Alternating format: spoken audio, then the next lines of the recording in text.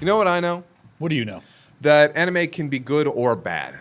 Yep, those are the only two states that anime can exist in. Yep, there are no mediocre anime. There is only quality and shit. Yep, and if you get three people and put them in a row, they will all assign those values to anime, and some of them, unless all three agree, some of them will be objectively wrong and others will be objectively correct. Yep, we're here to prove who has shit taste. Yep. That's right.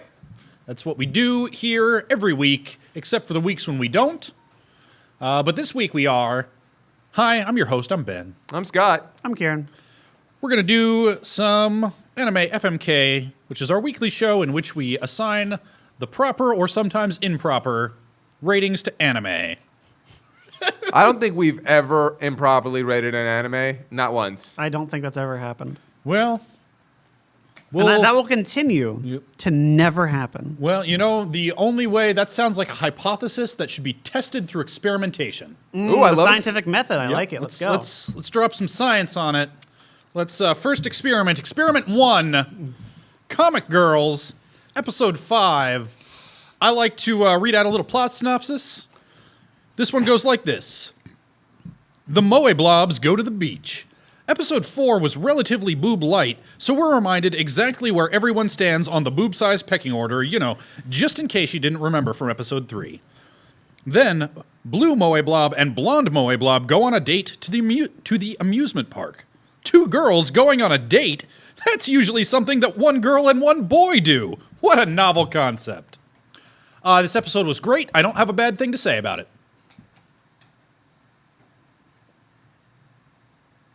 Just in case, you know, I might have been inadvertently adding to the entertainment value with my pain. Nope, great episode. Stellar A+, no criticisms. I see what you're doing here. No, Ben. I think I see what you're doing. I can but tell how much you enjoy watching Comic Girls. You actually picked the wrong episode to do this. I think you picked the right one to do this. Well, do you know why? Why? 'Cause I Because you actually- loved it even more? No, I actually did not like this episode. How is that possible? Such quality.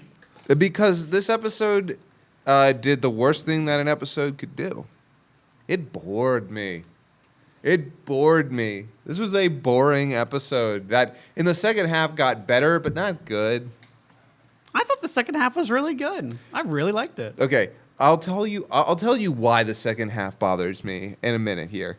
Because when I watched it, I really liked it. Then on retrospect, I didn't like it. Mm-hmm. The first half decides that it wants to be a beach episode. Mm-hmm. You know what would have made the beach episode work if they wanted to do a beach episode with 4 girls going to the beach? You have one girl who's really excited to be at the beach, and then all the other girls do other things than beach things for different reasons. But instead, what we got was the hint of that. But nope, they all just do the beach things in the end anyway because they're all 4 girls at a beach. That's all it was. They make a couple of jokes that are kind of funny, and it's, again, just 4 girls at the beach. With more fan service than the episode about fan service.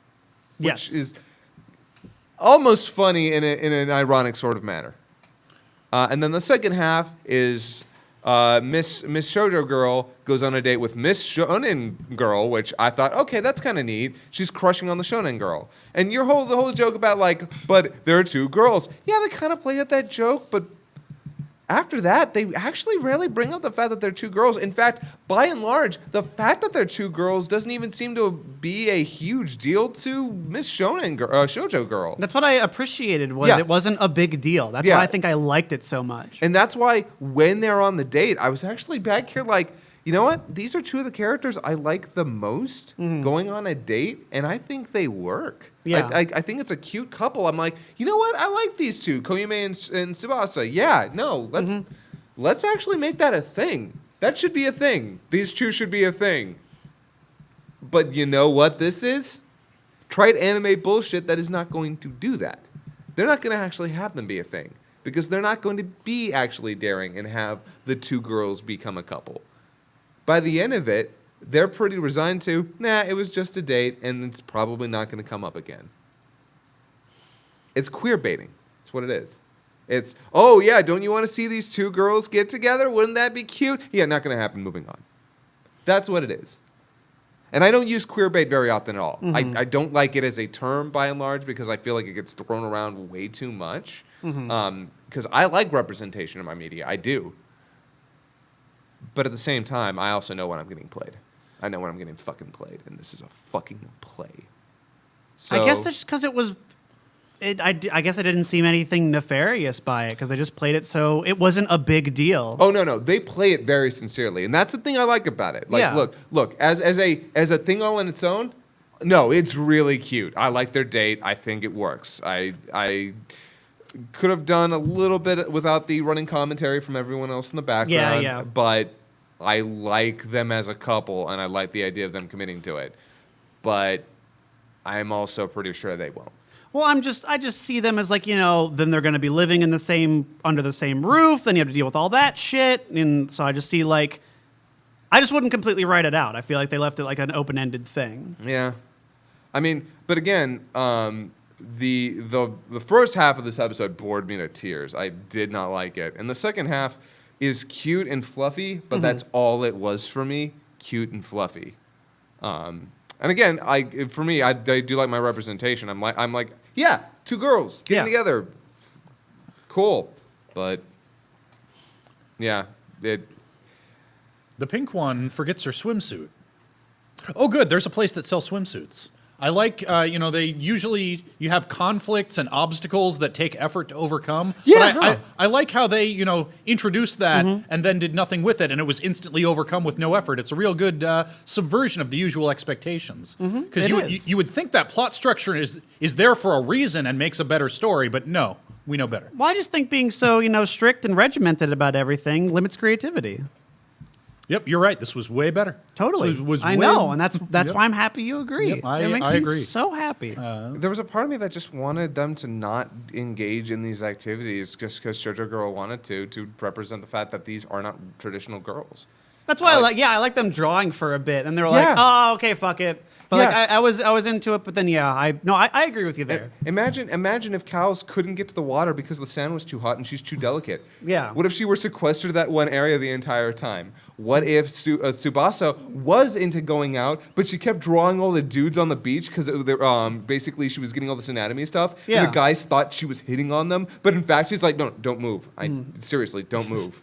Yeah, no, they could have definitely done something more interesting with it because I think when this show actually, not being ironic enjoyment, I think when it actually is good is when they are working on like manga stuff. I like seeing that. I think it's actually pretty interesting. Yeah, that's the thing that sells it for me. The thing that I finally realized is that I like the idea of these girls being comic girls. They like to draw. They like to learn. They have these like nerdy little qualities. Like as somebody who does not care, who's not attracted to the female sex, the fan service never did anything for me. So the thing that I was attracted to was it's cute and it's funny and it's got some like interesting character concepts.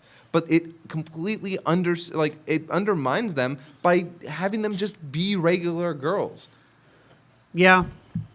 At least in this episode. Yeah. I think we've seen inklings because, like, I will still stand by, like, the ending of either episode 3 or 4, like, when she has to overcome her fear and do the signing. I love that. Oh, that's actually really, really good. Yeah, I get that. Man, the first time I went to a convention, the first time I had an autograph signing, that was nuts. I was like, oh, hey. Yeah, I wow, still deal with that. Like, yeah.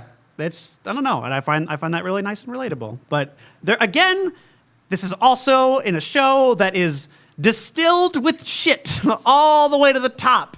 And I don't expect everybody to be able to, enjoy just straight 99 proof paint thinner. I don't expect that, but I like parts of it. Yeah. You want to hold? So no. You want to Sure. hold up a card?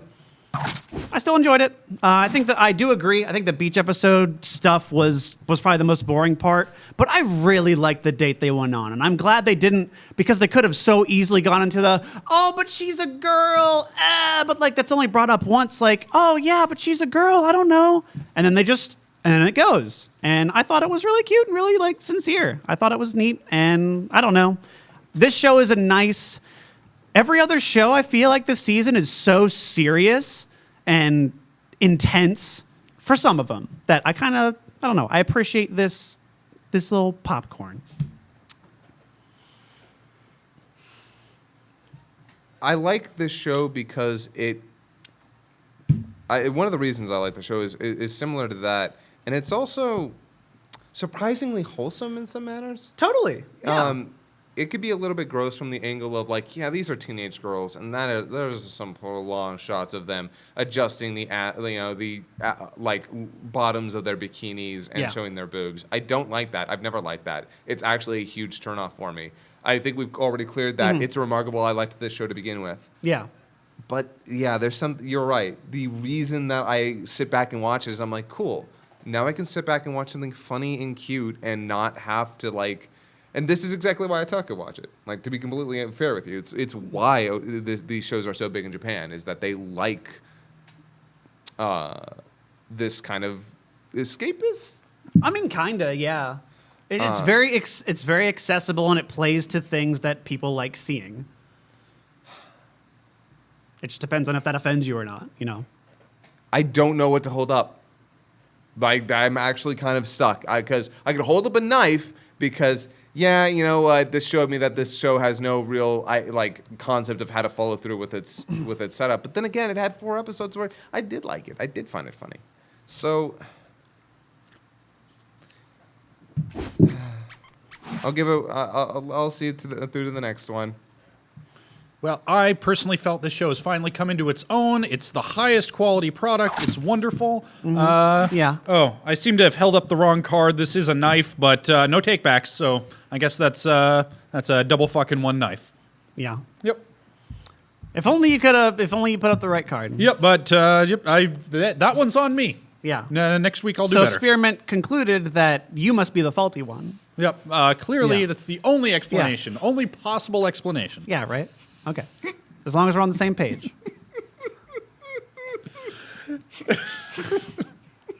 Guys, let's talk about Wotakoi. Love is hard for Otaku. In episode 4, Meganeko convinces Orange Boy to crossplay. Then both couples go out for drinks. Orange Boy and Meganeko are fighting a lot like always, but when Orange Boy says that he prefers petite girls like Yaoi Girl, it stops being a pretend fight, and Meganeko's insecurities come pouring out. Okay, so I want to just say that I really like Naru and Hiro in this episode. They're like the best part, and which is remarkable because it's a flip from the other two. I love seeing Hiro laugh. I was like, okay, cool, yeah, no, he's just really reserved, but he actually has a bunch of emotional resonance underneath all of that. He just is bad at showing it, and we see that through his text. I love seeing that. was That's really relatable for me. Thank you. Thank Christ they start showing more of his personality, because that whole fucking well, I know guys like him. I also know they also have more than what we're getting. Come on. And they show that. We get that in this episode. Not a ton of it, but enough for me to be like, good. We're moving forward with Hiro as a character. We see Naru and him actually have some neat conversations, some real relationship building. I'm into that. I really am uncomfortable with Taro and Hana? Green hair. Yeah, green and orange. Yeah. I'm really uncomfortable with them.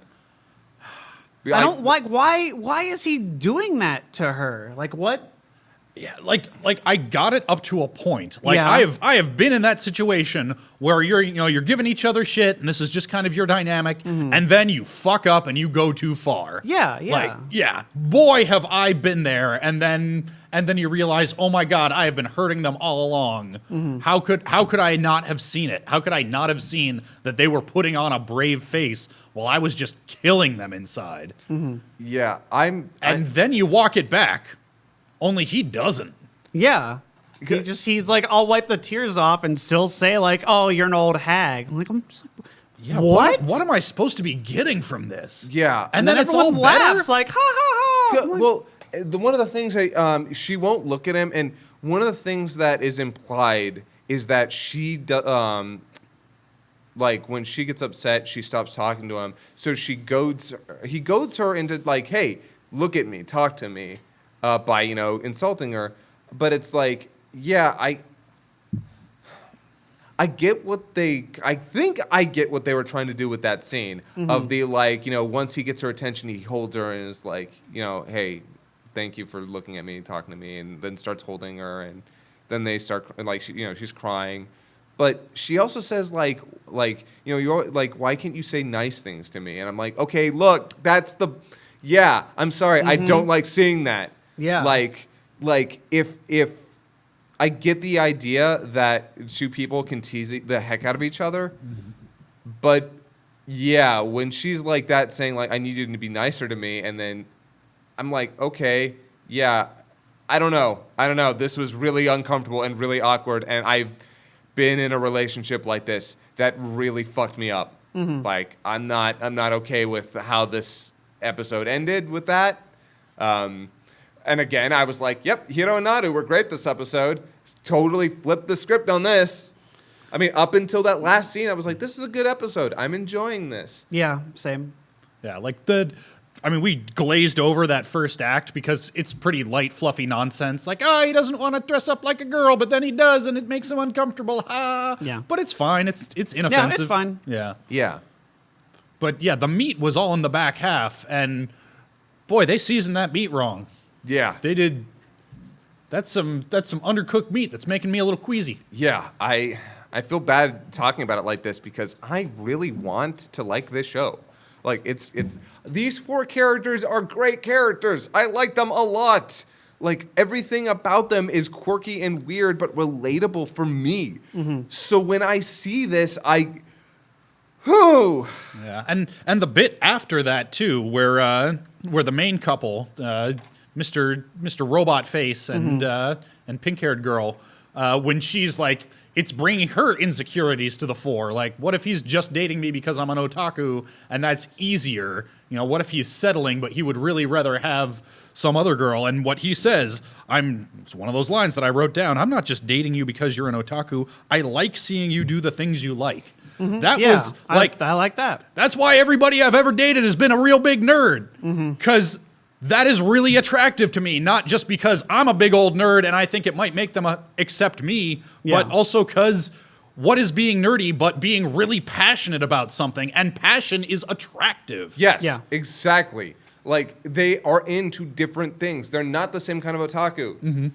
But he likes seeing her do the things that she does. And that I identified so hard with that part. Yep. That part made my heart swell. Just somebody like, because with Christopher and I, my husband and I don't have a whole lot of like overlapping interests.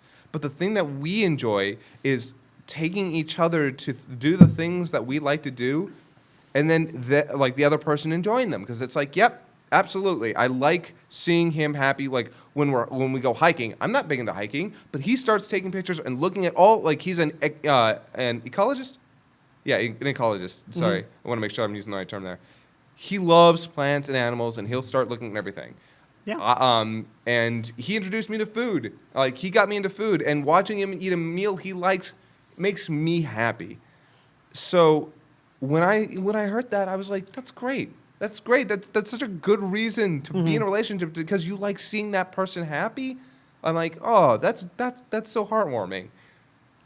So why did we get this beautiful parfait right next to this chocolate cake with a shit on top of it? I knifed the last episode because I think while I enjoy that they are older characters in a more relatable demographic, I still think that just inherently what the show finds funny, I don't. And that it's just, hey, we're all awkward. Isn't that funny?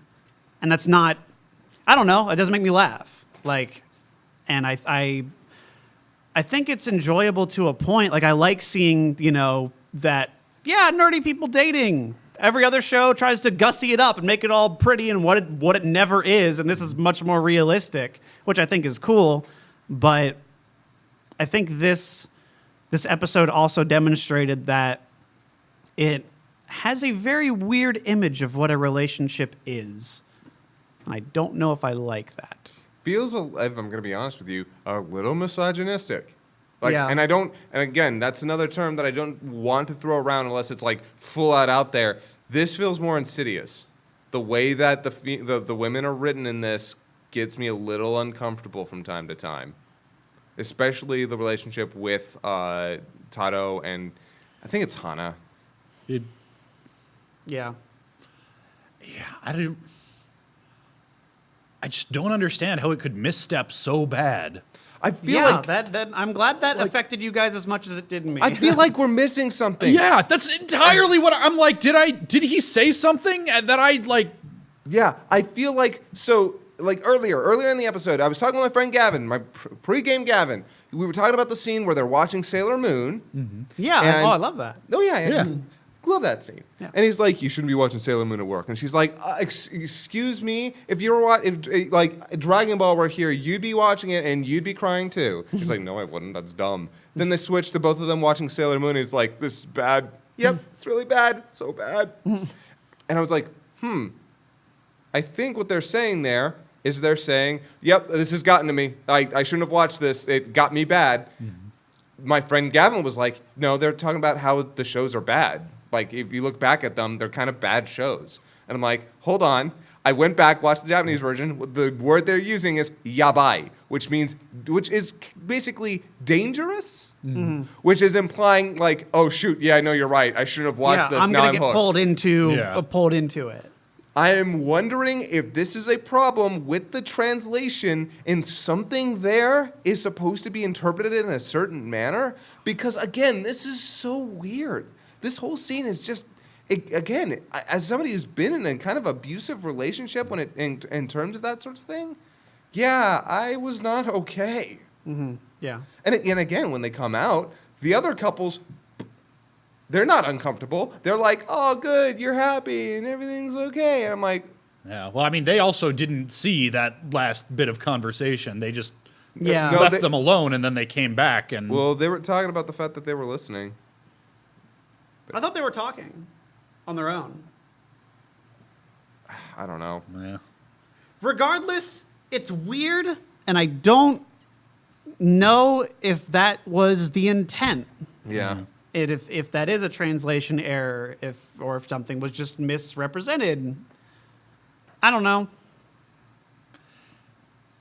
This show's been a real mixed bag for these first 4 episodes, and it's capable of having those moments that are so relatable that get at something that I care about. Yeah.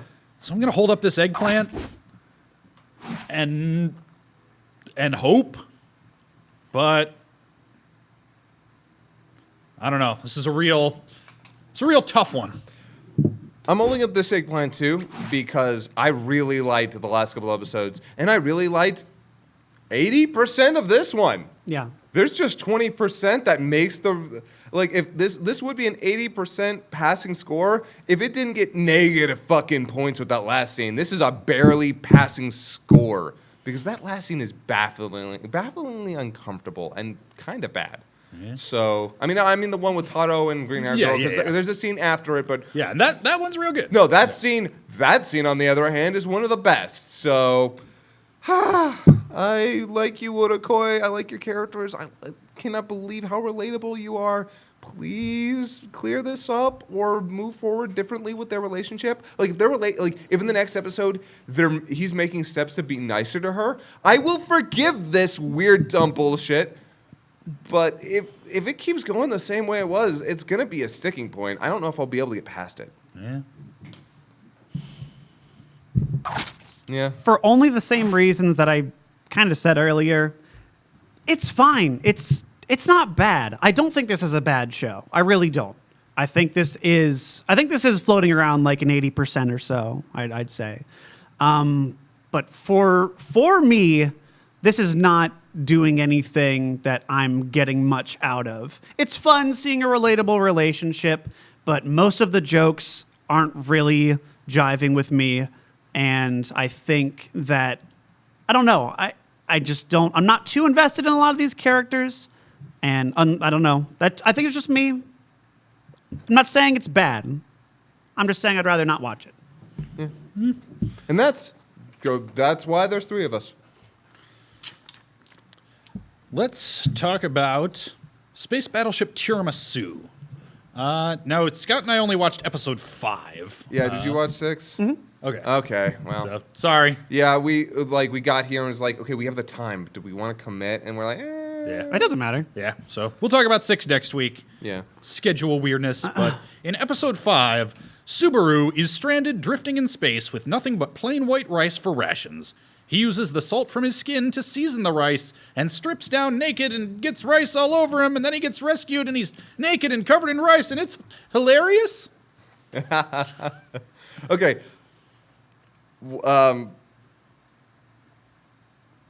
Rice, I guess. My favorite, like because I know this show won't hurt me, and I go, okay, all right. So we're doing rice on the body part. Oh, it's on sweat, right? Yeah, the sweatiest part. That's what gets the flavor. I'm like, it's going to the dick. Rice on dick. And in that shot at the very end where he's getting pulled out, there's just a big old lump of rice on his dick. I'm like, yes, he did it. We didn't get to see him eat dick rice, but I'm glad he knew that's where you get the most flavor. It is implied, though, that he did eat that dick rice. Exactly. I love that the last shot of this episode is Subaru would return later to eat the rest of the rice. And I'm like, that's what a great shot to go out on. Yeah. No emotional, we don't get to see what happens after that shot. We just see that, and I'm like, God damn it. I love him just drifting, looking so haggard, because every time we've seen him, he's been all prim and proper, regular-ass mecha pro tag. And meanwhile, I like it with the facial hair. I know, hey. and I'm just thinking he's probably only been out there for 2 hours. That's what in my head, that's what I assume. Actually, I think they say They say days, but Yeah. I assume it hasn't been that long, just because of how the show is. Also, I don't know if this is part of the comedy, but he's like, hey, Subaru, don't go out too far, you'll get lost. And he goes out for not even half a mile. Yeah, he's just and then going like that, suddenly and then he's like, "What "Oh happened?" shit, I'm gone." Yeah, it's weird. Yeah, but It's cartoon logic, but I'm okay with it. it is because this whole thing it's just ridiculous. This whole thing. Also, this show is so close to just full-on gross-out humor. Yeah. It's not that gross, the whole sweat, eating thing. Because, God, how many times have we worked out and we've gotten sweat in our mouth and it's like, whatever, that's salty and weird, but fine. So, but as I'm watching, I'm like, oh my God, we're really going here, aren't we? I know. He just starts slathering it on him. Oh yeah, that's the good stuff. Wait, my mom used to do that. This isn't weird. Yeah. It's so fucking weird. Also, I love how he's like, put it down here. Damn it, I can't reach it. I continue to, I will continue to just say the show has its identity. It knows what it's doing. And I'm always happy just seeing what stupid shit is he doing now. And it's only 7 minutes. It's gone. I see how much fun you guys are having, and boy, I wish I felt the same way. I thought maybe part of the problem was up until this episode, I'd been watching it alone, just for reasons of schedules not jibing. Usually I watch my weekly anime with my girlfriend. For the past couple of weeks, I haven't been able to. This one I did watch with her, and we were both because comedy is a social experience. Yep. And sometimes if the people around you are laughing, you'll, even if you're not quite feeling it, oh yeah, it's just infectious. Yeah. Both of us sat here watching it with the same okay. And I feel like this show only has 2 modes. The most obvious joke that you can see coming a mile away, like the dick rice, or something that's so out of left field that it's just random for the sake of random, like the talking pube hair. And neither of them does anything for me. I will admit to that. There are some times where they do a joke that I think is clever, but yeah, I do think a lot of the jokes are either super duper obvious, but just done decently well, or why did you go to this angle? And a lot of its concepts are, let's take normal everyday things and then apply them to this neurotic pilot, the cleaning lady, or not the cleaning lady, the lady who cleans up his cockpit and then turns it into really dumb bullshit and then reorganizes his DVDs. I was like, that's funny to me, but this is the angle you went with for this show? Okay. Then they get with the female pilot, you'll be piloting her mecha. And I'm like, okay, gonna feel the boobs, and they're missiles, so it explodes. I'm like, okay, yeah, that's the obvious one. I don't know. I think the delivery carries a lot of it for me. The guy playing Subaru is knocking it out of the park for me. I will staunchly stand by a good delivery can sell a bad joke. Yeah, and I true. think his delivery is what's making it for me because these pilots, these characters exist, and they take themselves so seriously. So seeing him just be like, "Oh my god, Yeah. take it all off, Dick Rice." I enjoy it. I just chuckled more than I did from hearing you say that I did it all at the episode. I'm not gonna. The last thing I would do is tell somebody they were wrong for enjoying something, except for Comic Girls. But You loved it too. Yeah. yeah, exactly. That's why I would never. Like, look, I don't know if there's much more to talk about Yeah. it. It was Not really. it was one story for like 6 minutes. We say 7. Yeah. It's like really 6.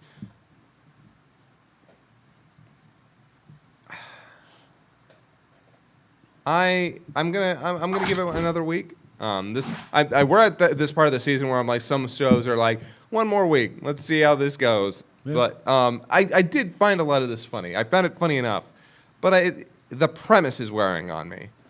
I do kind of wish they do a little bit more with the concept of, hey, yeah, you're a mecha pilot. Can we get a little more jokes about what could surround that? But then again, I'm not sure that's what the show is interested in telling. So I don't know. I found it funny, but it might be getting old for me. I love it. I love mecha shit. This is because I hate the shows that take themselves way too seriously. This is just taking the piss out of a lot of stuff that I was always like, can they just have fun? And this is maximum fun for me. Everyone's just going nuts, and I really do enjoy that. And you haven't seen episode 6 yet, and I don't want to like spoil anything, but 6 is radically different from everything else, and I can't wait to see what happens now. Also, we know. Oh, For the record, yeah. yeah, that's double fucks all across the board so far. Also, we didn't bring this up, but the stuff with his mom. Oddly sincere. Watch episode 6. Okay. Well, I did not watch episode 6, but I did watch episode 5 of Lupin III Part V, Lupin III. in which, with Lupin quote-unquote dead, Marco Polo goes back into business. Ami contacts them for a game of chicken and meets them at their headquarters. They try to trap her, but their trap gets reverse trapped. Lupin's alive, of course. It turns out Fujiko was in cahoots with Lupin and running the drone that had been tailing him all along. Zenigata busts the Marco Polo people. Lupin and his crew go back into hiding, and Ami goes to boarding school. And it ends with end episode 1. So yeah, apparently we're doing some little like 4 or 5 episode mini arcs. Yeah, I wasn't expecting that. Surprising.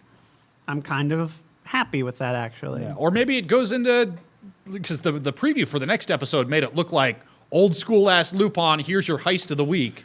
They chose his season 3 jacket, and I'm psyched.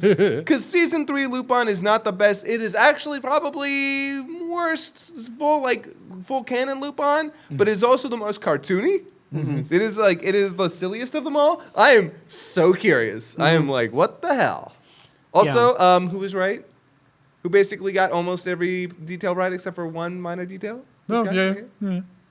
It's almost like having seen probably the most Lupin out of any of us. You have the best handle on what they do and what they go for. A little bit. And like knowing that Fujiko was never actually going to try to kill Lupin basically set everything up for me. I'm like, oh, okay, I know what's happening. I know what their whole deal was. Yeah. But yeah, I did not guess that Fujiko was with Jigen, but it could have been going more over Fujiko. They just chose to do Fujiko instead. So I like Ami doing stuff with like the AR filters and things, like messing with that guy. even though that's just a little bit silly. And that's what I like. That is 100% Lupin logic. Yeah, totally. Like, I will take a little bit silly over, we threw a net at a helicopter somehow any day. Yes, also that. Also fair to that. I liked seeing everybody on not Silk Road get their comeuppance. That was fun. Zenigata showing up was cool too. I liked it. I forget what was that called again? Marco Polo? Marco Polo. Oh, yeah. Marco Polo, yeah. Yeah, seeing the Marco Polo peeps. like goth dude in dress, try to get on one of his bikes. For a moment there, I thought that Jigen and Goemon were just gonna kill them. But, Yeah, me too. I would not have been surprised if they had, and I would not have. It's like, yeah, these guys are literally the scum of the earth. Just if you killed them, nobody's gonna have much moral quarrel with that. But yeah, it's I love this episode. I love this ending for Ami. Me too. Son of a bitch! I love this show. Like it had this, and I'm so glad they're doing these arcs. Yeah. Because with Ami, I'm like, yeah, at some point Ami's gonna run a little thin. What do you do with her? Boom! You end her story and then send her off, and then we start with a new one. Yeah, no, I like this structure. I think they gave this as much time as it needed, but I think they'd done what they set out to do with the premise, and I think stretching it out any longer, and I might have started to feel fatigue. Whether we go into more mini arcs like this or more single episode episodic stuff, like I'm interested to see what comes next, and that's what an episode like this needs to do. Wrap up everything and send you off to the next thing. So yeah, I'm into it. Kind of feels like a movie, actually. Like if you took Oh, all tiny these bit, movies, yeah. took all these episodes, combined them, you probably could make a movie out of this. The animation would deserve it. It's pretty stellar across the board. Music, animation, everything except for Jigen's performances. But I forgive them. Man's old. Storyboarding in this show is also like legitimately good. Everything is shot very well. Like the composure is really good. I did like how the whole time Zenigata's like, he's not dead. Oh yeah. Yeah. Are you stupid? He's not dead. Yeah, How I've been around enough. He's Yeah. going to be fine. How many times have we thought he was dead? He's not dead. Yeah, like he even tells Lupin, like, not that I believe anything could happen to you, but don't worry, I will. I'll Yes. take care of the girl. And he does, because he's a man of his word. And I also love that she sets up in his place. Yep. Yeah. He also gets moved to narcotics, which... But I love when he shows up, he's like, I'm in narcotics now, bitch. Let's go.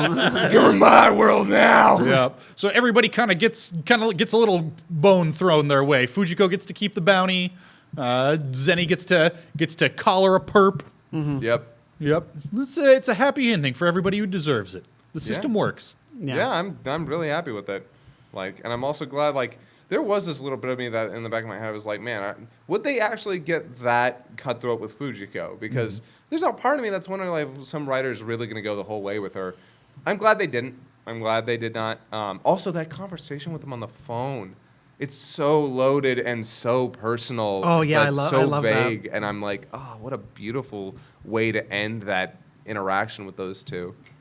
Yeah, they did a good job of selling the tension though. This whole we used to be in business together, but we've been on the outs for a few years now. Like I could have accepted that. Okay, yeah, this is not like all the way dark gritty, but just a slightly darker version of Lupin. They're going after some drug dealers. Like Yeah. Okay, but I'm equally willing to accept. Nah, that's still Fuji cakes though. Yeah, Fuji cakes. Yep. So here's this Fuji cake. That's a triple eggplant. It's real good.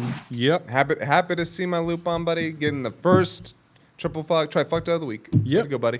Way to go, friend. Such a good, goddamn. Ami is such a great character. I am so glad that they used her She's great. just right. Yep. And just enough, because I agree. Yeah. I could have gotten a little tired of her if they'd gone too much further with her. Speaking of getting a little tired of things, let's talk about Sword Art Online Alternative Gun Gale Online. Let's do it. And let's talk about the fact that apparently I didn't write a plot synopsis. I got my notes here, but Oh, damn. Okay, well, okay, here, this is... I'll give a plot synopsis. okay. So, so we start up with what's her face shooting M, or like getting ready to shoot him, and then we Yep. figure out, oh, why were you gonna shoot me? Oh, because Pito will kill me in real life. Then Len goes off on her own. She ends up shooting up everybody with her talking gun, Yep. and then wins the tournament. Yep. Yeah, that's I'm- basically it, yeah. I'm trying to.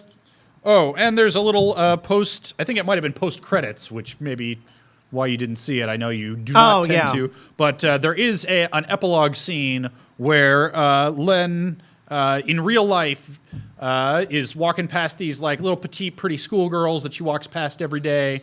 And she's jealous because they're little and pretty and petite and cute. And she's a horrible, tall, gawkish monster, even though she's a fucking supermodel, beautiful woman. Yeah. And they talk to each other for a hot second. The schoolgirls come up to her and say, hey, we see you walking this way every day, and we think you're real tall and pretty. And, now they're friends. And then it turns out the cute, petite little schoolgirls were the final enemy team that she was facing all along.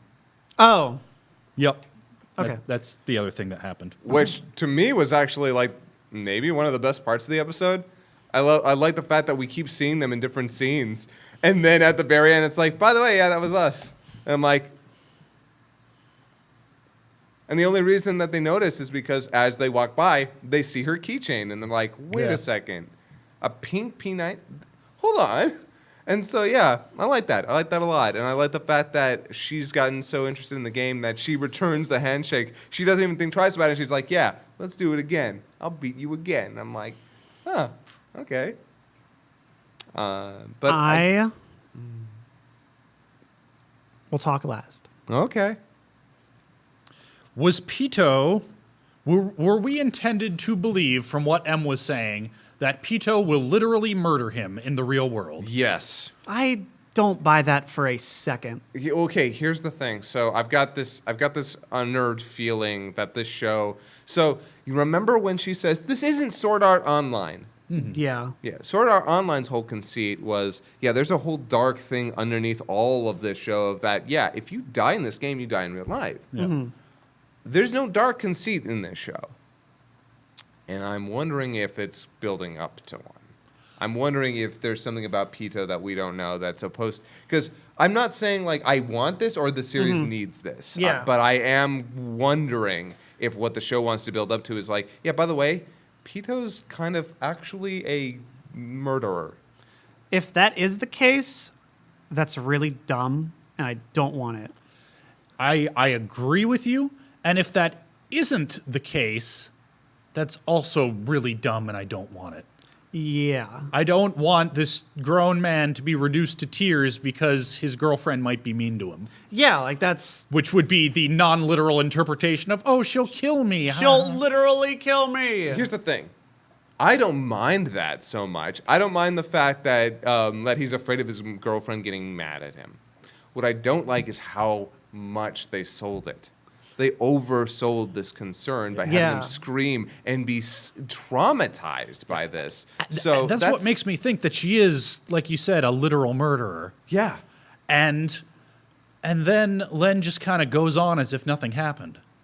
Like whether she is a literal murderer, in which case, literal murderer, or this dude's in an abusive relationship. Mm-hmm. Either way, something disturbing just happened, but let's talk about winning this game, though. But if I were her, I'd be like, this is not a guy that she knows. This is a stranger to her, basically. They've got one game together, so why does she care? Like, I actually kind of bought into that, like... Why do any of us care about anything that's happening? Why any of this, though? I mean, to be fair, the only reason I care is I actually like Len. I like Len enough. I think she's cute. I think she's fun. I think her weirdness with her height is a little dumb, but that's only because we're Americans. I'm going to guess that it actually matters something to the Japanese. For me, whatever. She's 6 feet tall. That's like 4 inches taller than the average Japanese woman. Not that big of a deal. But I like Len. I think she's fun. I like her character. I like the way how she got into the game, and the fact that she got good at the game because she started falling in love with it. And that's cool. That's cool to me. I like that. And I also like the gunfight. I thought the gunfight was actually really entertaining this time. I thought they did some cool stuff, and I got into that. I like the fact that he shoots the grenade on her belt, and that kills one of them. And I'm like, oh, cool. They're doing some neat stuff with like the world. They're letting the world actually be as realistic as they can without making it too realistic. Mm-hmm. So yeah, you can actually shoot the grenade on somebody's belt and it explodes. And we see, I don't know. I liked this episode. I did. I'm not sure how I feel about Pito, but everything else actually clicked into place for me. Yeah. The other reason. Oh, and the gun. What the fuck? Yeah. The best part. That's what I needed. What? Oh yeah. What? Yeah, dude.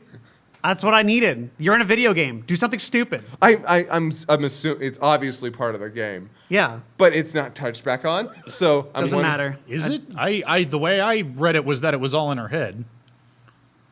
Also, Was that it was just like a metaphor of her like finding her inner resolve or whatever bullshit. Well, I If mean, they're also in a VR game that you play with your brain, so I don't know how much levity that has in like you can make it real. it's just weird as fuck, and I don't know what they're gonna do with it. And I don't know if this is supposed to have darker implications or implications within the story. I don't know. It's just weird. It just happens. What the fuck? Yep.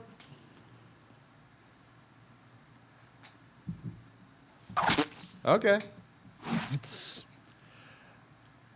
if this wanted to be wacky, cartoony, sometimes guns talk to you because Looney Tunes logic, it could have been doing that 5 episodes ago.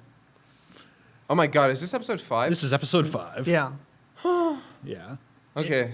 This show doesn't seem to know what it wants to be or what it wants to do, and parts of it are competently made, and it is not coming together into a coherent whole that I am interested in continuing with. I almost killed the show last week, and this episode actually brought me back. So wow, that's a turnaround.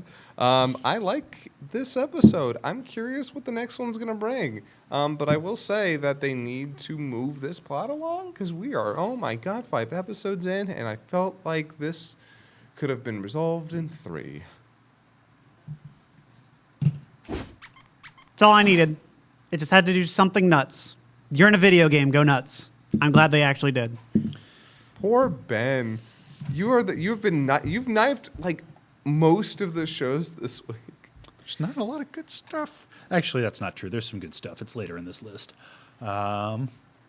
But farewell for this week, King's Game Volume 2, the show that gives Kieran exactly one scene that he likes and he continues to fuck, just in case it does that again ever. Oh man, I imagine we're gonna have we might have a couple of shows on that there King's Game Memorial Zombie Award. We are 5 episodes. Oh man, And yeah, the way things is going, because we're a ways into this list and nothing's even on the block. This is unprecedented so far. But let's talk about Hinamatsuri. In episode 5, Anzu goes searching for scrapped TVs to sell. Oh, hey, we got one of those. we do go. When Hitomi and Hina use their bougie privilege to help her, Huki Hojinks ensue. You said that once, and it's been stuck in my head ever since. Huki Hojinks? Huki Hojinks. Then, some of Hitomi's classmates see her entering the bar and think she might be dating her teacher. That was, again, like the broadest level summary you could possibly want. If you want more detail than that, what the fuck are you doing? Go watch this show. This is great. I can't, I try to sell people on it, and they're like, oh no, it's weird. It's little girls and like the older guy. No! It's not! This show has zero interest in that. It is zero. So funny. Yeah, and on those rare occasions, as in this episode, where it plays like that at all, it's played for, what kind of an idiot are you that you think that this would ever go there? Yeah. Yep. Yeah, I feel like the show actively wants to shame you. Yep. I feel like if it weren't in the climate that it's in, it probably would have already made active jokes about that sort of thing. Yeah. But no. This episode, I did not dislike it, and I still enjoyed it. I think the whole thing with the TVs was a little bit like, okay, this is funny enough. It has some funny stuff. I'm getting a little bit worn down by Anzu's life. I feel you. I know that's kind of a shitty thing to say, but I'm like, man, this is depressing. Like, It is super depressing, and I am a glutton for punishment. Yeah, I watch Berserk and Gantz and Game of Thrones. that's true. And she Hurt me. And she Hurt also me. So he likes to watch more comic girls, is what he's saying. right. That's why Comic Girls is punishment for me. There we go. See, Anzu's life is kind of hilarious because of her boundless optimism in the face, or not boundless optimism, but her perseverance, her like the fact that she makes it through this and she can still smile, and she's like, I just want to play video games with you because you seem to enjoy it, and I'm like, why do you? Oh my god, Hina of all people, why Hina? Why do you have a crush on this thing. And that's the thing. She could have everything that she wants easily, but she's not going to ask for it because she wants to earn it. That's her. Yeah. I wonder if she's ever thought about getting a job. Who knows? Looney Tunes logic. In the intro, they show her switching from the rags to some uniform at a restaurant. So I assume we'll get there. Yeah. But can I just say, like, as soon as Hina goes to Nita, like, I need money for a TV. I'm like, she's gonna buy a new one and then sell it for like nothing. Yep. And yes, of course, because that's what they do. Yep. Yep. I will say this. Hina's selfishness is starting to get grate on me a little bit. I don't mind the fact that she's dense, but this selfishness is like, it actually hurt me a little bit last episode where I'm like, oh, okay, the fact that you got kicked out of 2 places because you can't think of anybody else but yourself is getting a little much. And the fact that she goes, gets the money, buys the TV, sells the TV for nothing, and it's like, what? I'm like, oh. Yeah, She's a dumb kid. Yeah, that was all for the benefit of her friend, though. That wasn't Yeah. selfishness. That was just being dumb. And so I was there to laugh. Yeah. at And That's also especially- true. At least it was selfish because she wanted to help her friend. So And what I love about her character is how dense she is. Like in the second half, where everyone's just like, and she's just like, what? Yep. Oh, What? she is such a What are great you straight doing? man. Yeah, Yes. she's so No, good at it. No, seriously. What are you doing? And the funny thing is, see, that's not even that dense. She has every right Yeah, to be it's like, why are you clapping? What are you doing? Yep. Like, what is this bit?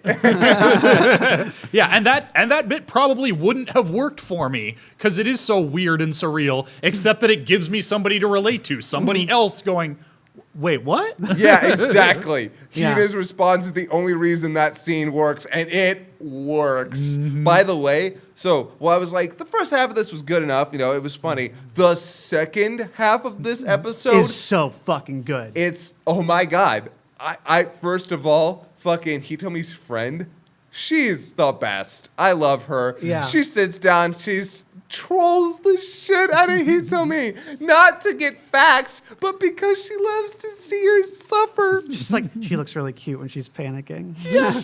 And I love I want to reiterate how good the animation and art is here. Like you can tell this is made by somebody who knows how to make something that is fun to look at. Because like every reaction shot of Hitomi going like, and then when she finally gets caught up, like when everyone's like, oh, gotcha, how'd you know that was my name? It's so good. The faces. The faces are amazing. And I'm the guy who is over here. How many times have I said, I'm sorry, Japanese humor just doesn't translate to me. There's some kind of cultural divide. I'm sure it's great, but I don't get it. I get this every time because it's just that good. Yep. Like, Yeah. the first episode or 2, it took me a second to get on this show's wavelength. And since then, it's been like, nope, I am right with you. Show me more of this weird bullshit. Gon started watching this. He is 100% on board. Nice. Yeah. I'm telling everyone to watch this show because it is not what you think it is. It really isn't. And if you haven't started watching it, what the fuck are you doing? Yep. Yeah. Like, remember, this was the show I was expecting from the trailer. And I remember I was like, Ben, I think you'll like this show. When you didn't like the first episode, I was like, wow, what was that first episode like? And I saw it and I'm like, I loved it. interesting. I loved it too. Yeah. But by the second episode, it got on your wavelength. I'm like, see, this Yep. is what I was expecting. Crazy, weird Looney Tunes bullshit that's all grounded by relatable characters. Yep. And Yeah. Turn just up enough to 11 to make it interesting. Yeah. also this art and animation is Oh. like, if this show didn't look as good as it did, it could easily be cheap dumb bullshit. Yeah. Like it's just the right mixture. It gets everything just right to fucking slay me. I know it's what I was like saying earlier about I think delivery can really help sell a joke, and the delivery of performance, animation, intensity, music all just works so well to make you laugh. Yep. Yep. If it's not, obvious. Trifecta Yeah. in the strongest possible terms. This show is But okay, so who's your favorite character? I really like the bartender, Utako. The actual bartender. Yeah, the actual bartender. I mean, Hitomi's great, Can you tell me? but it's still like she's great, but it is at the end of the day still look at this little girl who's a bartender though. Like Utako seems like she's got shit going on. Yeah. I think Hina and Nita are still my favorite.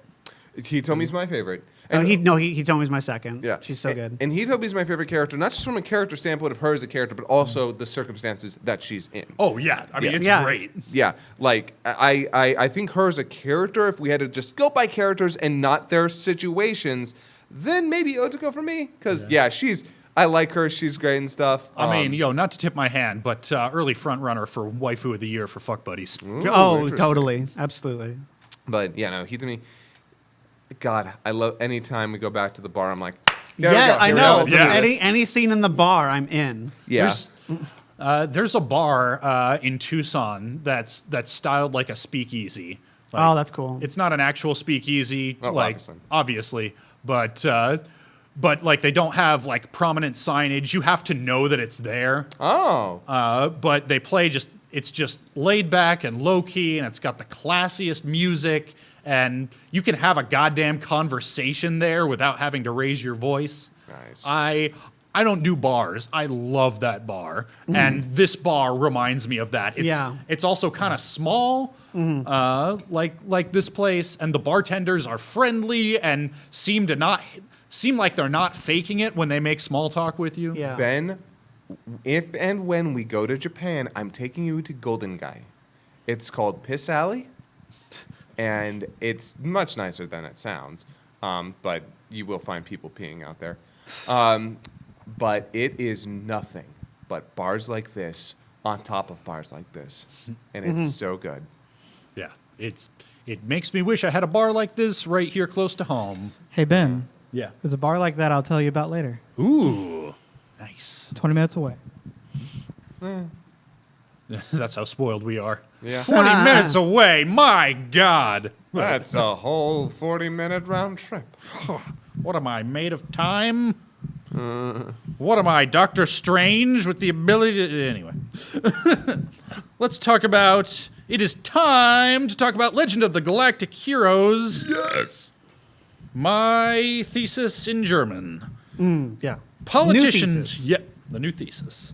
Politician man gives a speech at the memorial service for everyone who died at the Battle of Astarte, where Yang distinguished himself by saving a bunch of civilians. Jessica stands up and declares politician man a hypocrite for praising the soldier's sacrifice while he himself stays in safety. Yang and Jessica are targeted by some KKK-looking motherfuckers for their anti-war views, and Yang is given half a fleet and orders to capture an important fortress by his commanding officer, Admiral Shithole, as a way to curry favor with politician man. I see shithole every time. Yeah, I'm not even gonna try. Totally. It looks like shithole. It's Dumas. I'm just saying, it's based off of someone's actual name. Yep. Yeah, and you if know that what? person were here, I'd call him Mr. Shithole. He was the leader of the Ugandan army.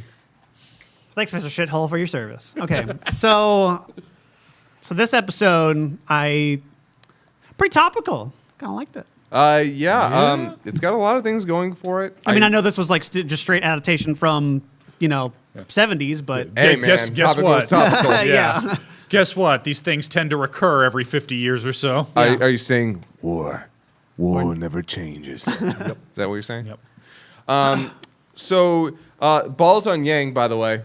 Balls on Yang. Yeah. He's all like, these people died, a heroic death. And Yang's like, their superior officers were idiots. Okay, gonna say that right in the middle of the fucking service around a bunch of other soldiers. Cool. Oh, you're not gonna stand for the national anthem? Okay, also cool. You're gonna take the person who just spoke out against the war? Okay, no. Way to go, man. Just stick it to the man. Obviously, you don't want to be here in the first place, so, that makes sense, but goddamn, dude. I mean, I'm going to throw this out there. You know who usually speaks at memorial services? Soldiers. Hey, yeah, Yep. Like, look, these guys are assholes. Like, they're Jessica's dead right with what she says. There is nothing wrong with what you said. The problem is that you're the one saying it. Exactly. You didn't lose shit. And I thought they were implying that he was a hologram and like project like he was actually somewhere else, like totally safe. Like that's what I thought they were saying. But like, okay, Yeah, no, I but- think they just mean he doesn't have to like he has nothing to lose. Yeah. It's like, where are you? You're here. Yeah. You're not out there. Yeah. You're not out there fighting. Fuck you. And I'm like, yeah, tell him. Yeah. No, because I'm like I like what the show is doing, and like it's what I liked about like the the gritty Gundam shows is they're putting consequences to like cool big space battle, and it's like a lot of people fucking died. We got war orphans, and now Yang has one, and I love them. They're orphans. First of all. orphans. Sorry. Yeah. And by the way, so yeah, well, then not only does he speak out, not only does he get her out of there, they're chased down by a fucking truck. Like a Mack truck. Yeah. That scene's cool as heck. I loved that. Yang was a fucking boss in that scene too. Yang is Yeah. a boss in general. Okay. Yeah, I preferred seeing like Kierheis's and whatever I already forgot his name side of the story more, but like this episode I was like, okay, no, Yang, you got me. You're Oh my cool. god, yeah, I can't remember what Char's name is either. Yeah, Char, just whatever. Yeah. Siegfried. Siegfried. Yeah. Yeah. Wait, Kierheis. Yeah, it's think. Siegfried. You're right. I think it is. Or, Wait, no, or Siegfried Siegfried Kierheis. Kierheis. Yeah, I think that's his Siegfried first Kierheis. name. Yeah. God damn it. Yeah. Vessel something. I'm spacing on Shit, it. Everyone's gonna be mad I at me. feel bad. Space that- German. Yeah, Yeah. he's just Char. You know who I'm talking about. Yeah, blonde boy. Yeah. But no, this was really cool. I like seeing more because we were getting a bunch of flashbacks. I'm glad we now have after the first battle we saw and seeing Yang having to deal with some repercussions, and that scene with the fucking like the extremist group like made me like really uncomfortable. Yeah. I like that a lot. Okay, I've got to touch on something though. What? Okay, so that scene was really good for me up until a point. So, like, when they throw that grenade in, I'm like, oh, Yeah. okay, that's Yeah. that's They're not okay. fucking around. Yeah, they are not fucking around. This isn't scare tactics. This is full on like Assault. assault. And Julian. Let's talk about Julian real quick. Julian is the boy that is now living with him as basically a ward. Yep. Yeah, he's not a warfin, by the way. Those are only Klingon war orphans. Okay. Okay. All right. Good. But yeah, he's like training him to kind of be his protege, but he doesn't necessarily want to be a soldier, but he's like, you'll have to pay back the debt if I don't do it. He's like, fuck it. Yeah, Yang's like, I don't fucking care. I got money away. Don't fucking Yeah. because he doesn't want to be a soldier. Yeah. Like he's an historian. He doesn't want to be in this. Yeah, he doesn't he wanna do spent all his this. time at the library like a little nerd. Yeah, yeah. He gets fucking promoted up in the ranks, and he's like, oh, I just want to fucking study. But Julian, first of all, so Yang does not react to the grenade in his house. He's like, well, I'm gonna have to clean this shit up now. That's fucking great. And Julian's like, yeah. So this sucks. And I'm like, okay, are either of you flappable, like at all? Grenade into your house, you guys. And but that on its own did not bother me too much. What bothered me is how he gets rid of the extremists. And I'm like, why does your sprinkler system have fire hose settings? Apparently, this was mentioned in this reasoning was cut out of the OVA version, and that they mention that it can also help against trespassers. It can shoot enough. It'll sprinkle your. But hey, if you have anybody trespassing or loitering, you can blast them off with enough force, and it won't harm them. I do like the idea that yes, it is also one a security measure, or two, yay. You know how you have a fire at your house sometimes? Wouldn't it be great if you just had a system that, like, if there's a fire, it suddenly sprays your house? It's basically a fire hydrant that doesn't need the fire department to come and use it. Which is why it's actually a hydrant system, is what they call it. Yeah. Yeah, it's a hydrant. Okay. So, and that's what they tried to show early on, like that when he is walking out the door and gets blasted by it, he didn't like configure it properly and it thought he was trespassing, so it blasted him. So Okay. Yeah. Yeah. But- Okay. Well, that clears up something for me because I thought that this was something that he would have had to like. You're making it sound like this is a pretty standard security / fire prevention / lawn watering Could be, system yeah. that people could just like have, and it's a pretty normal thing. I was thinking like Yang knows some shit's gonna go down and he's preparing because that's kind of my problem here is that I don't get a sense of what's Yang's end game. Like, it doesn't seem like he's thought this shit through.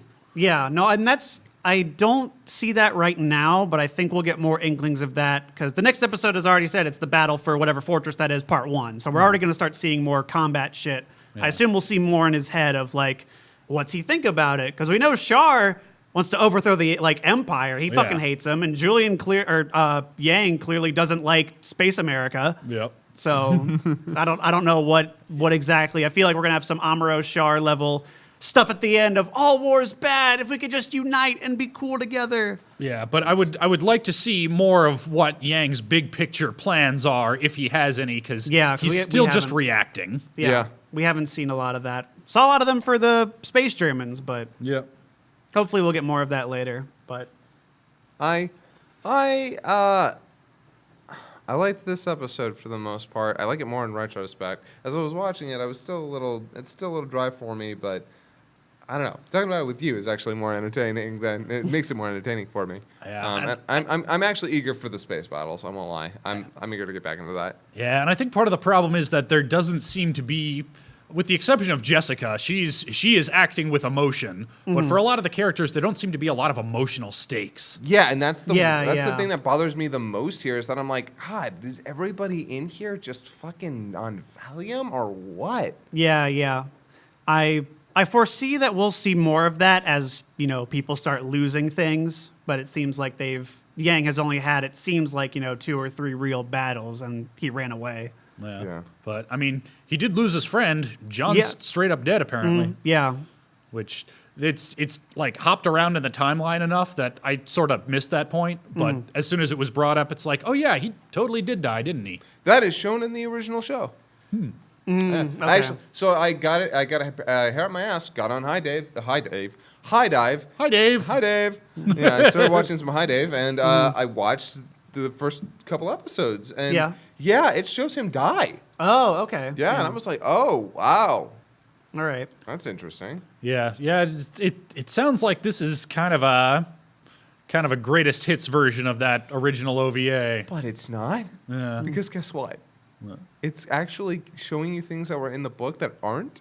Really? Oh, okay. Huh. So this is actually like interesting. Yeah. Okay. It's weird. Yeah. All right. Yep. Well, I'm still enjoying it for what it is. There's definitely room for improvement, but I'm with it. I'm willing to see where it goes. Yeah, I think I'm still fucking it for now. With this next space battle, this will cement on whether or not I want to keep watching this show, because we've gotten the space battle, we got the home life. Now I want to see what happens when we go back, knowing these characters and seeing them in danger. It's real good. It's another trifecta on the board. Still all tries and double fucks. I know how long this show is, so I also know that. I know how long it's going to take to. Because I know that the original I think was like 107 episodes or something. That I'm expecting it to take its time to really show you here's how everybody just kind of works, and then we're going to start having shit happen. Yeah. I'll be interested to see how it handles that. Yeah. But in the meantime, let's handle our golden Kamuys. Here in episode 4, Sugimoto learns Ainu Girl's backstory, how she has mad separation anxiety ever since her dad died. Her uncle and Gram tell Sugi how she seems much happier with him. Sugi pieces out in the dead of night and finds a lead on a tattooed man, but Crazy Face's forces set a trap for him. Ainu Girl and Wolfo attempt to rescue him, but find the Escape King instead. My episode. Wait, no. Did we get Dongo in this one? Yeah, we know we got Dongo. Yeah. Yeah, that happened. Yeah, I couldn't help think that. Yeah, sorry, just got to make sure my head was like, he's getting interrogated and everything, and Yeah. God, if that didn't. When this show gets gory, it really gets to me. Oh, with the with the taking the Dongo skewer through his cheek. Okay, all right. Yeah. That's what was. I did not know that was what those skewers were called. Oh, Yeah. no. Well, The thing is called Dongo. Yeah, It's like the the dessert. skewer. The dessert. Okay. Yeah. Yeah. Sorry. No, weeb speak over here. that's fine. I'm just over here like, was there a dong in this episode? Did somebody's dong? Did something happen? Yeah. Okay, yeah, that was wow. That, Yeah. Ow. I like seeing a villain show up and do things. Hey. Yeah. Like to actually be intimidating. Like when he's just like kind of talking and then just right through as he's speaking. I was like, this guy ain't fucking around. Yeah, Okay. very specifically when he starts talking about like, yeah, no, I lost a part of my brain. They start laughing, and he's like, no, I lost a part of my brain, Yeah. and stabs into the mouth. And I just love how, yeah, Sugimoto doesn't flinch.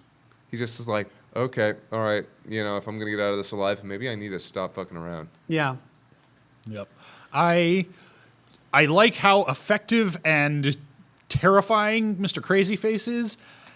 It is a tough road to walk with a character like this because it does raise the question, why would anybody follow this nutcase?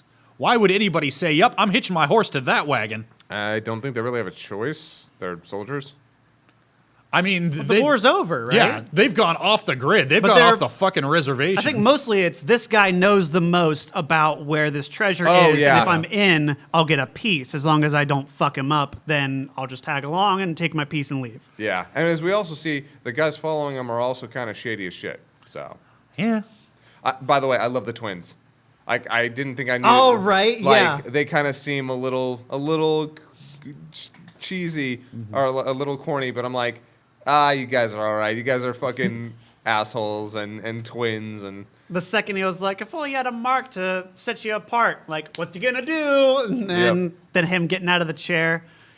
The action scenes continue to be really exciting for me. I have some other problems with, obviously, we still have terrible CG fire, Yeah. still some CG wolf, but Not too much CG Wolf. yeah, we only got a bit of it this episode, and honestly, I think when the show is firing on all cylinders, I'm there, and I think the moments when it's down are not so bad. Yeah, and this episode was more up for me than down. totally. Like, in fact, by and large, there wasn't a part of this episode I disliked. Yeah, I kind of like the whole thing. I like Usurpa going and like trying to track him down and do her own shit, and seeing her being as commanding as she is. I liked it. And they brought back my favorite character, Who? Escape King. Oh yeah, Oh, Escape yeah, King he's coming fun. back. Oh, I love that. Yeah, I was like, cool, you're back. I like how funny you are. I like how quirky you are. And I love the fact that he tries to burrow underground. The moment his head comes up, Bam. boom. Yep. Yeah, that was laugh out loud funny. I enjoyed that. Yeah.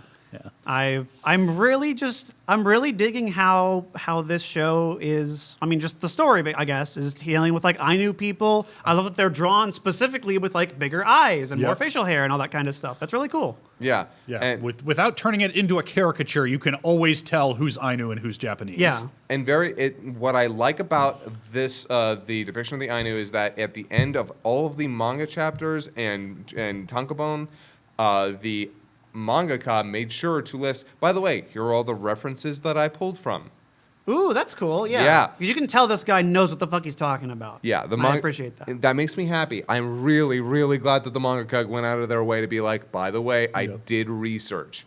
Now, it might not be, it's probably not 100% correct. Heck, we'd be lucky if it's like 75%. But it's nice to see that we're learning actual things about the culture, and that's good. I saw like this brief like little video someone did about the Ainu on YouTube, and sure enough, there are pictures of them like in Hokkaido with like little bear cubs. They're like, what the fuck? That's real? That's so cool. Yeah, as opposed to, say, Star Trek Voyager, who hired a known con man to be their cultural consultant on Native American cultures for their Native American character. Awesome. Yeah, not even that, oh man, we fucked up, we found later on, he totally didn't know. Like, no, had already been exposed as a con man. Awesome. That's hilarious. Yeah. And you watch the episodes and it's like, yeah, somebody was just pulling shit out of his ass for this. Yeah, I think I will continuously. I'm sure people are out there screaming that the manga's better. Sure, whatever. I'm sure it is. I like this though. I do like this adaptation. I love the voice acting. I love the sound design. Seeing the gore in action doing a lot for me. It grew on me. I actually went and I read a couple of chapters. The art is better. It's actually not tons better, except for the expressions. Yeah, that's I'm one sure. thing. That's one thing they Yeah. are getting better about, actually. Like, some of the expressions in this one were way closer to the way they were in the manga. But beyond that. Yeah, there's a lot of blank face though. Yeah. But that being said, yeah, I like this. Again, there wasn't a part of this episode that I didn't like. I wasn't totally thrilled with all of it, but I'll hold this up happily. I feel like this show has been kind of perpetually on the bubble for me. Like, it's doing some stuff well. I really don't care much about the plot, but the characters are cool. The Ainu are cool. That said, I'm never bored. Yeah. Sometimes it even feels like I should be, but I never am. Yeah, that's impressive. I think that's what I mean when I say like even the lows of this show, where I feel like any other show I'd be bored with. There's always something that I like, and I think the setting and the characters and how creative this whole like weird motley crew is that I find it engaging. Yeah, Sugimoto and Asurpa continue to be the best couple of this season. Yep. Yep. Speaking of characters with age gaps and older guys and younger girls, I think it was last episode where Graham straight up tells him, like, hey, I want you to marry her. Yeah. But like within the context of the times, like, yeah, she is not a traditional Ainu woman. No Ainu man's going to be interested, but you seem to have a good dynamic. You want a young wife? Yeah. And I love that because it doesn't feel weird or gross. It's just like, yep, she's trying to make sure that her daughter's taken care of, or granddaughter's taken. Granddaughter? Yeah, granddaughter. Yeah, granddaughter. Granddaughter is taken care of, so it's like marry off to the first man that she can find that'll take care of her. It's like, yeah, that's Yeah, about it's right also- for that it's a time. very old, it's traditional, that's in line, and it's not played up as like, a creepo thing. He's not creeping on her like, any modern Yeah. shit that has that kind of subject. Yeah, he's obviously not into that. Yeah. So Yeah, I mean, he seems kind of just neutral on the whole subject, just like, no, I'm not doing that. Yeah. But he is nice and kind and caring towards her. I'm kind of interested, when he's like really getting the full sense of like, yeah, she's kind of got these issues, and and he doesn't make a big deal out of it. He just pieces out in the dead of night. Like, seems like there's something there on his end that would lead him to do that. And if anything's hooking me, it's probably that. Like, I'm interested in learning more about what led him to be the kind of person who would, on the one hand, be so open and caring and accepting of a total stranger and a totally strange culture, but at the same time be the sort of person who's like, nope, that's not going to work. I'm out. can we? I don't know if this was last week's or this week's. Can we talk about the freaking stick? That was this week, yeah. That was this week? Him trying to scare the kids with the stick. Oh, yeah, that was weird. Yeah, that was funny. Oh my God, this goddamn show. That was so fucking funny. Yeah. Yeah. That was good. It was. I like seeing them, just like seeing the kids like have like the hoop and try to catch it with the stick. Like, you can just tell how well researched this is, and I just like, it's fun. It's fun learning about that stuff and being entertained along the way. Also, bear cub. I know. I like him carrying the bear. Guys, let's see what we learned about Megaloboxing this week. Here in episode 5, Joe's next fight is against Soldier Boy, a former student of Pop's who lost his legs in a war and was believed dead. Pops thanks Soldier Boy for agreeing to fight such a lower-ranked fighter, but Soldier Boy says, oh no, he's not doing him any favors. He's going to destroy Joe to make Pops pay for abandoning him after he got back from the war. Soldier Boy and Joe trade blows for a bit, and then Soldier Boy clocks Joe real fucking hard, and Joe goes down for a 9 count. Cliffhanger! And again, that's a pretty broad-level plot synopsis. Yeah. This is a lot of, like, flashing back and forth between flashbacks and the present, and jumping around, and do you like hip-hop beats? Because we got them. So who was expecting the show to get this dark? I wasn't as soon as we started with like this segment with the military, I'm like, oh, are we gonna learn like why the world is like it is? They've been at war with like someone. Yeah, and then I really like what they did with Agaraki's character. Yeah, he's...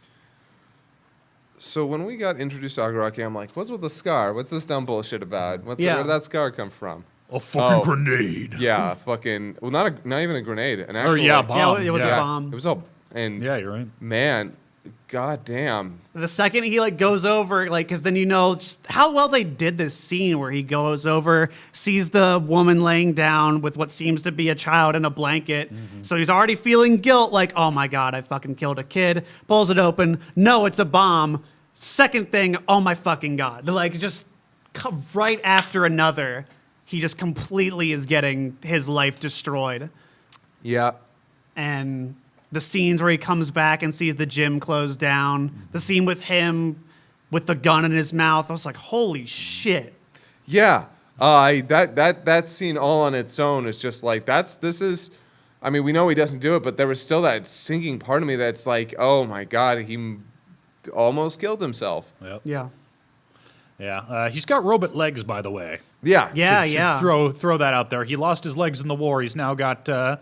I really like the design of the legs too, because they look like they've got some really good prosthetic legs nowadays, and these look like just ever so slightly more futuristic versions of those. Mark II of whatever's out there. Like they have like the curved design you'll see, like I've seen like amputee track runners will use. Yeah. It's kind of like, it's like a modified version of that. It does look really cool. Yeah, it's not there to try to look like a real leg. It's there to perform its function of, yo, you still got enough muscles in your thighs to kind of work stuff. Hey, you can walk again. Yeah.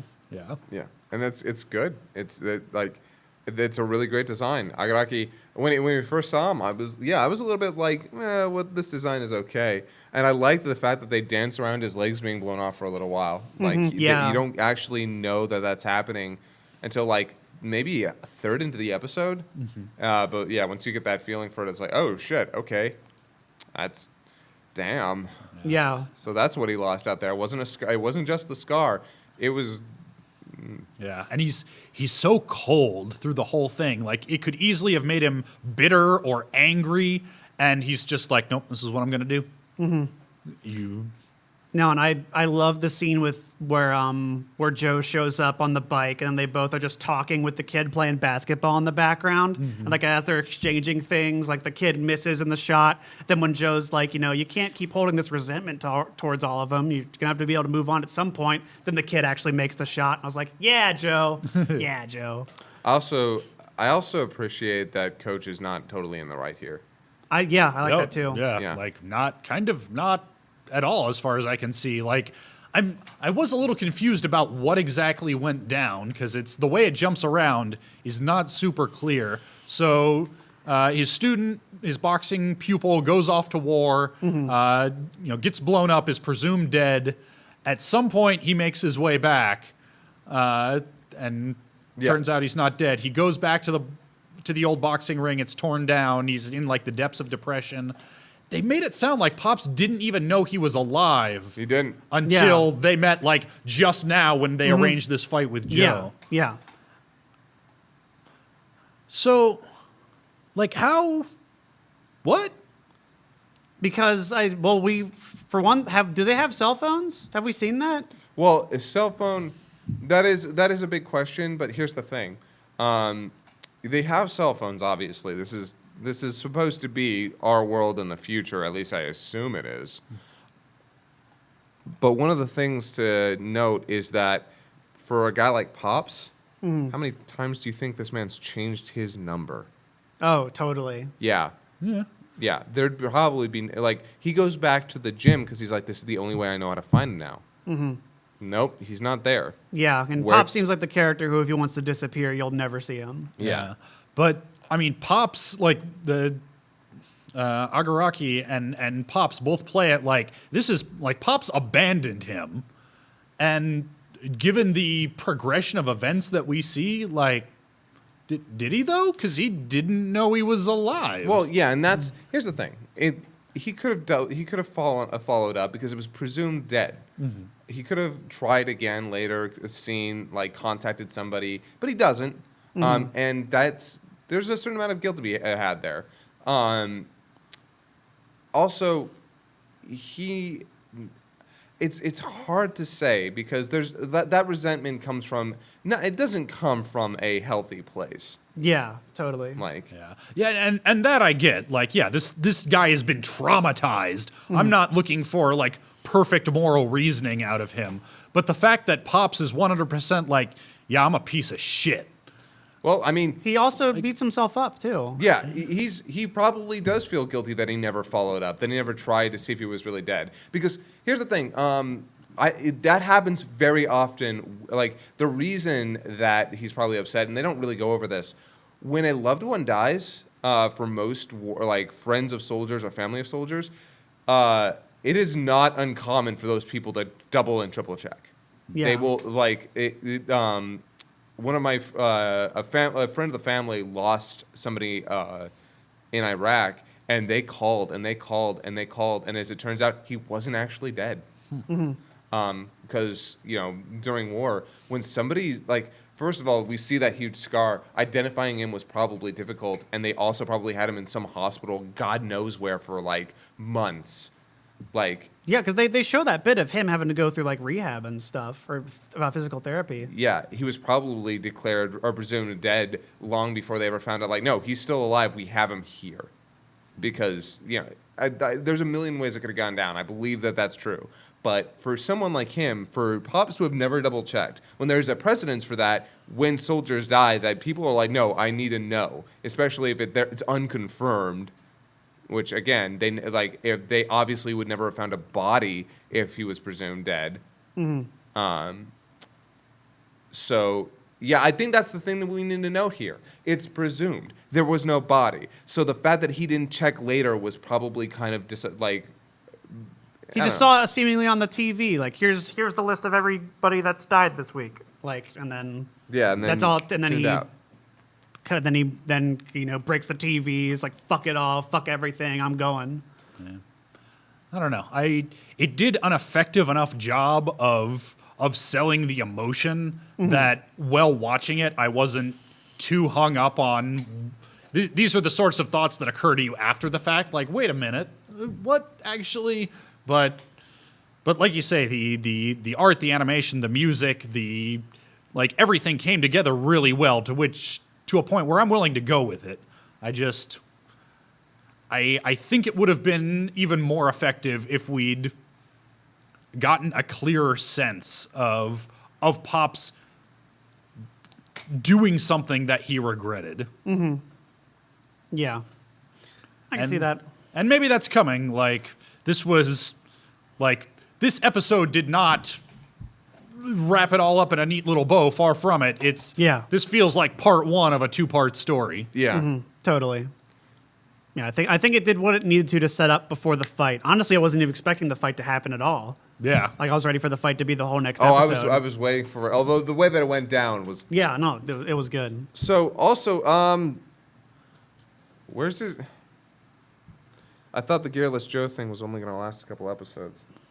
This was supposed to be his last gearless fight. Was this supposed to be the last? Okay. Yeah, he was supposed to have 3 fights to establish the gimmick. Yeah, you're right. Also, I gotta say something, and this is not people are gonna kind of because I keep seeing a lot of people say, "Wow, the boxing looks so good in this." Am I missing something? Yeah. I don't think the boxing looks that good. I don't think it looks bad. I've seen bad-looking fighting, but this does not impress me. This is I've seen Hajime no Ippo. I've seen some of the later Ashita no Joe stuff. I've seen really impressive-looking boxing.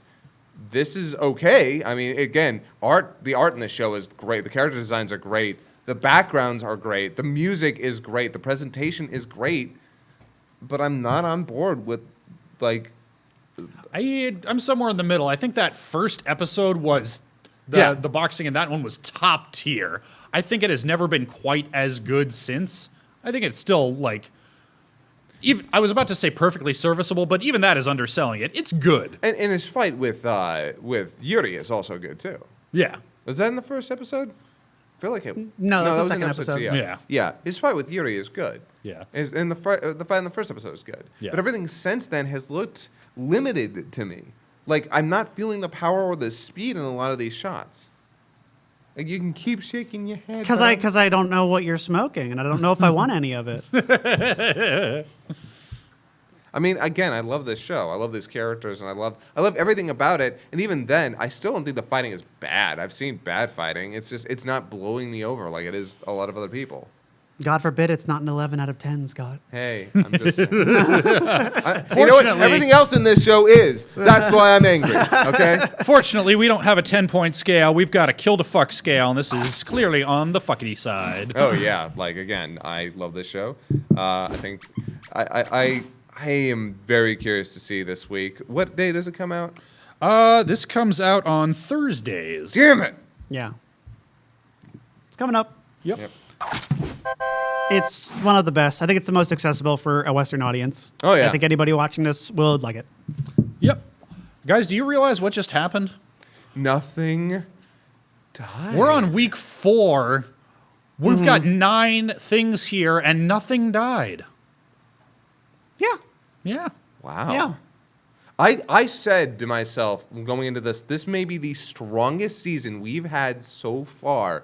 I think so. Yeah. And that's remarkable. I mean, spring's usually a good season, but gosh. I'm not even watching any of like these sequel shows. Just all this new stuff, really solid. And I am not regretting watching anything. I'm not like bored. Did you know I'm actually watching 2 other shows besides the 10 that I'm watching for FMK, including My Hero? Yeah. I'm watching Rokuhodo Yotsuro Biori, a.k.a. 4 hot dudes making sweet love. As in they run a tea shop and make sweets. And I'm also watching Steins Gate Zero, which, by the way, Steins Gate's fans, Steins Gate Zero's out. Dubs, it's got a simulcast, simuldub, and it's good. Watch it. I'm actually it's really doing a good. video on it, so. Yeah, it is a solid season. I don't know if the highs are quite as high. Although, I don't know. I don't know, man. I've been really enjoying this stuff. Hinamatsuri, Megalobox, and Legend of the Galactic Heroes is like super good. I'm Lupin. in, man. Lupin, yeah, Oh, Lupin being man. awesome. Hinamatsuri alone, I feel like, may be flawless. It might be perfect. I mean, It- it's Might be. With quirks and all. Here's the thing. Oh, totally. It's a beautiful painting that might have imperfections here or there, but everything, it's. But that's its identity, and I Yeah. love it. I wouldn't want any of it changed. yeah. But you know what? When I sit down and think of, okay, these first like 5 episodes versus the first 5 of some of my past favorites, I realize, no, a lot of those like started out good, but got, fucking mind-blowing by the end. Yeah. So yeah. Solid season. Well, we'll see if this season stays solid next week. Thank you for joining us, everybody on YouTube, everybody on Patreon, everybody on Twitch. Just today, nothing dies. Doctor Who. Ah, yeah, I've seen that episode. I was about to say it's good, but I don't know. Doctor Who's a blur. See you next time, folks.